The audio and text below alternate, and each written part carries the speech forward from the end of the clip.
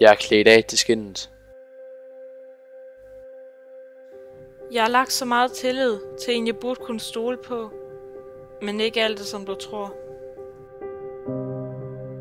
Svæver væk fra intetheden og ud med dig et tomrum. Jeg flygter for det, der burde være trygt.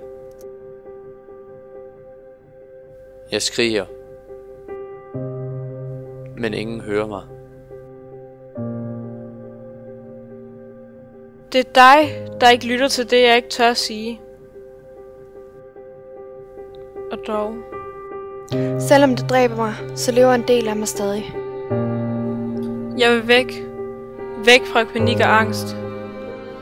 Men her er der ikke kun panik og angst.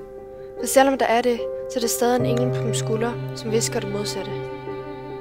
De elsker mig ikke. De elsker mig. De elsker mig ikke. De elsker mig.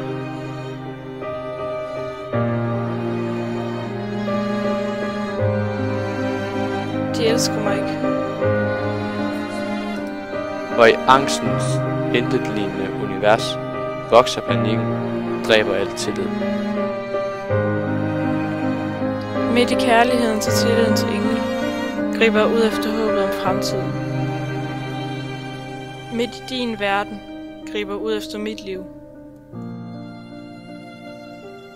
Selvom håb fastholder lyset i mit indre, kan det slukkes lige så let som lyset på min natbord, og jeg vil være ladt alene tilbage med det altopslugende mørke.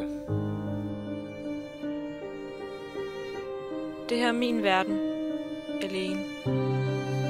Min verden alene. Væk fra det tomme hylster. Efterhånden kun en tom skal. Den fyldte skal, du ser udad til. Væk fra mig. Det handler kun om dig. Dig. Det der er dig, der hjemsøger mig.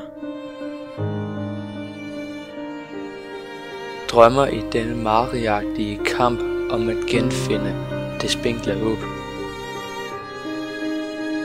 Det håb, jeg prøver at fastholde, men du fastholder mig. Dig med dine dømmende ord og forsømmelighed. Hør mig. Se mig. Tal for mig.